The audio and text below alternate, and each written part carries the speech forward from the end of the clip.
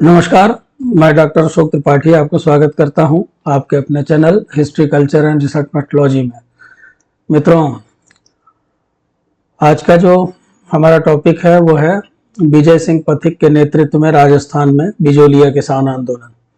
मित्रों, एनईपी में या न्यू एजुकेशन पॉलिसी में मुझे बताया गया कि एक पेपर राजस्थान के इतिहास का भी रखा गया है, इसलिए पिछले कुछ समय से मैं राजस्थान के इतिहास पर भी कुछ वीडियोस आपके लिए बना रहा हूं। उम्मीद है कि वीडियोस आपको पसंद आती होंगी। तो आइए आज हम चर्चा करते हैं विजय सिंह पथिक की और राजस्थान में बिजौलिया किसान आंदोलन में उनके योगदान की। विजय सिंह पथिक के बारे में कुछ कहने की आवश्यकता नहीं है, आप सभी लोग उनसे परिचित होंगे। विजय सिंह पथिक जो है वो जाने माने स्वतंत्रता सेनानी थे और 1882 ईस्वी में इनका जन्म हुआ था। 1954 ईस्वी में इनकी मृत्यु हुई और बिजौलिया आंदोलन के कारण इनको प्रसिद्धि मिली। लेकिन साथ ही साथ पथिक जी की खास बात यह थी कि ये साम्राज्यवाद के खिलाफ भी संघर्ष कर रहे थे और सामंतवाद के खिलाफ भी।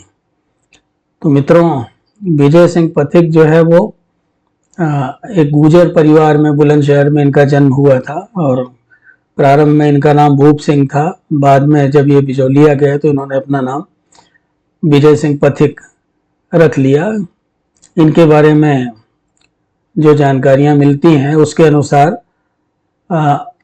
जब ये युवक थे तो ये सचिन नाथ सान्याल के संपर्क में आए। सचिन नाथ सान्याल के संपर्क में आने के बाद फिर ये रास बिहारी बोस से मिले। रास बिहारी बोस सहित उस समय जो 10 बड़े क्रांतिकारी थे उनमें विजय सिंह पथिक की गणना की जाती थी। विजय सिंह पथिक के बारे में इधर बहुत सारी और भी जानकारियां प्राप्त हुई हैं। जैसे उनके बारे में ये पता चला है कि वो एक अच्छे कवि भी थे, अच्छे लेखक भी थे और अच्छे संपादक भी थे। और बीकानेर में राजस्थान की आर्काइव्स है, राजस्थान की स्टेट का आर्काइव्स बीकानेर में है, वहाँ पर आप देख सकते हैं इनकी जो लिखी हुई कविताएं हैं, बहुत सारी, सैकड़ों इनकी लिखी हुई जो कविताएं हैं या और भी चीज़ें हैं, तो वो आप देख सकते हैं। जैसे वो जब ये बिजौलिया किसान आंदोलन में उसका नेतृत्व कर रहे थे तब भी अखबारों वगैरह में किसानों के दुख दर्द और कष्ट के बारे में बराबर लिखा करते थे, जिससे अंग्रेज सरकार जो थी वो इनसे चिढ़ती थी। तो आइए हम चर्चा करते हैं बिजौलिया किसान आंदोलन की। मित्रों, बिजौलिया किसान आंदोलन के कारणों पर बात करें सबसे पहले तो 18वीं शताब्दी के मध्य तक सामंतों का दृष्टिकोण किसानों के प्रति काफी उदार था। वो अच्छी तरह से समझते थे कि राज्य और जागीरों की संपन्नता किसानों के संबंध में संपन्नता पर ही निर्भर है। और 19वीं शताब्दी के अंत तक भूस्वामियों और जमींदारों का एक नया वर्ग पैदा हो गया, क्योंकि अब जैसा कि आप लोग जानते हैं कि धीरे धीरे अंग्रेजों का प्रभाव बढ़ता जा रहा था और राजस्थान में भी अंग्रेज लोग जो है वो राजपूत शासकों को बाध्य कर रहे थे कि वो उनकी अधीनता स्वीकार करें।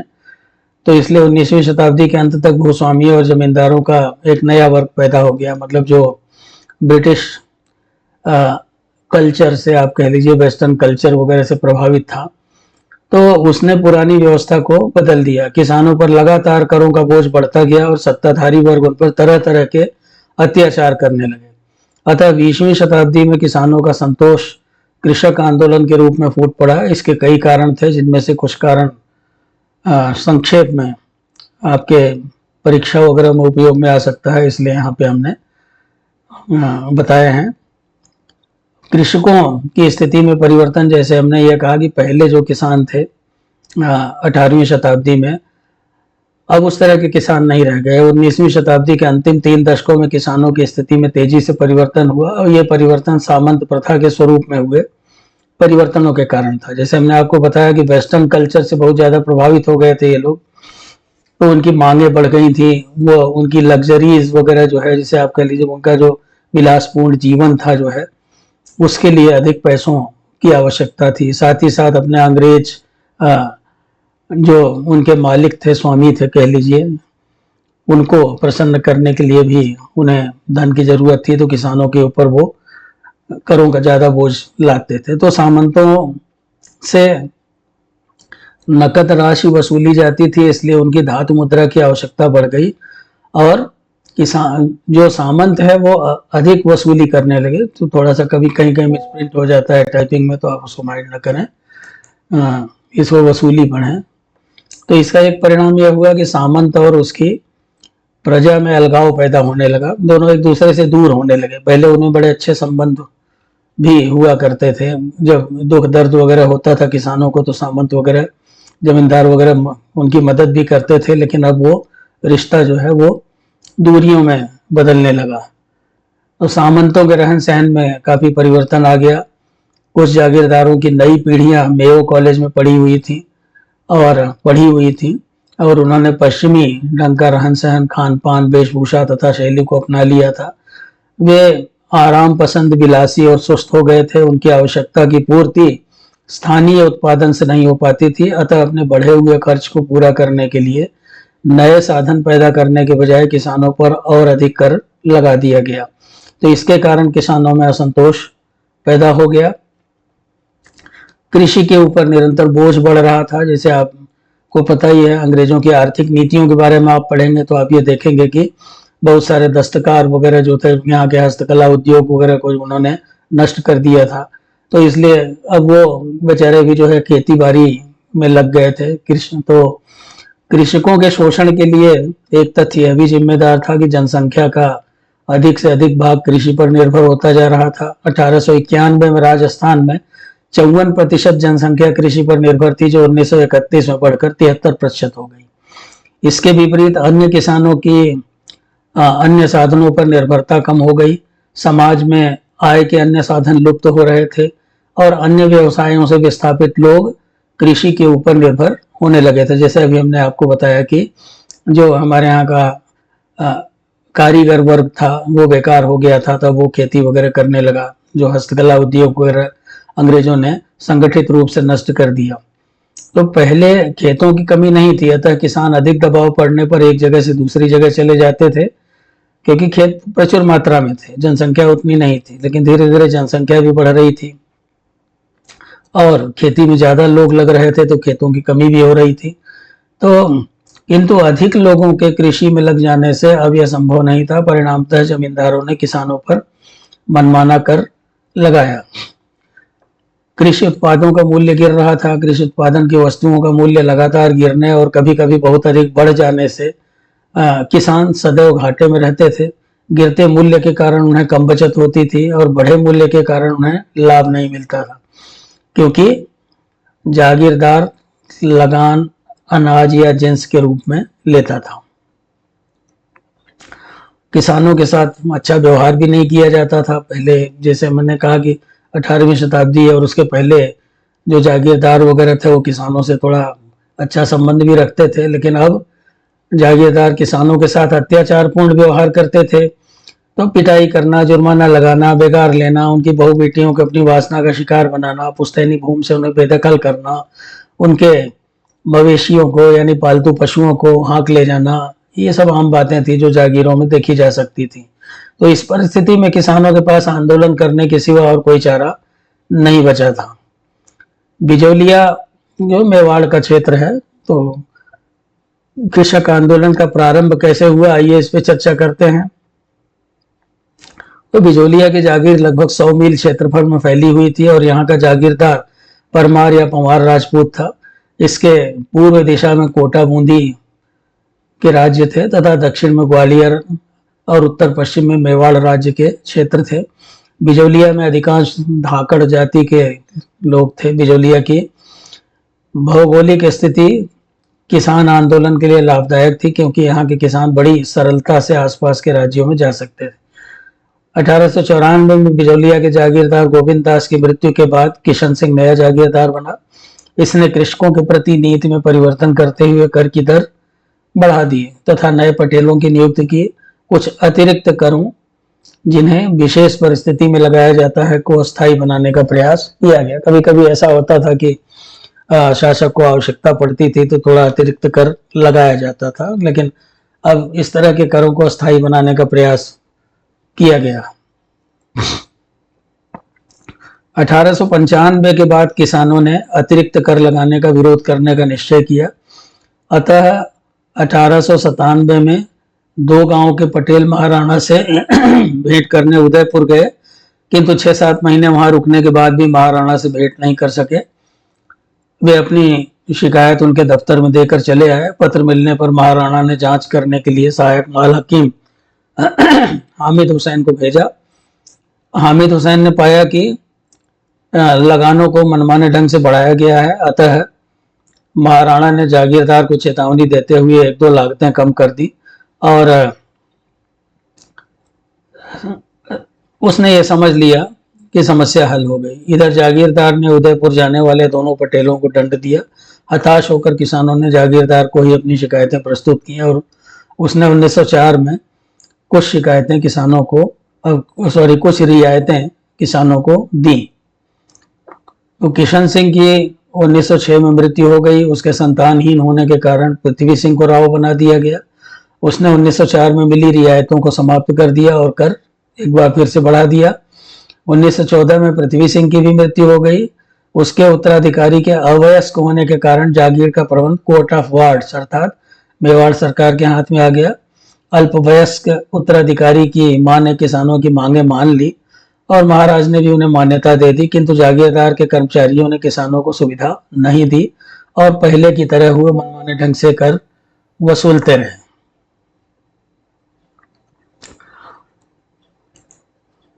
तो मित्रों, उपर्युक्त वर्णन से स्पष्ट हो जाता है कि बिजौलिया के किसानों को जागीरदार और महाराणा से कोई सहायता मिलने की उम्मीद नहीं थी।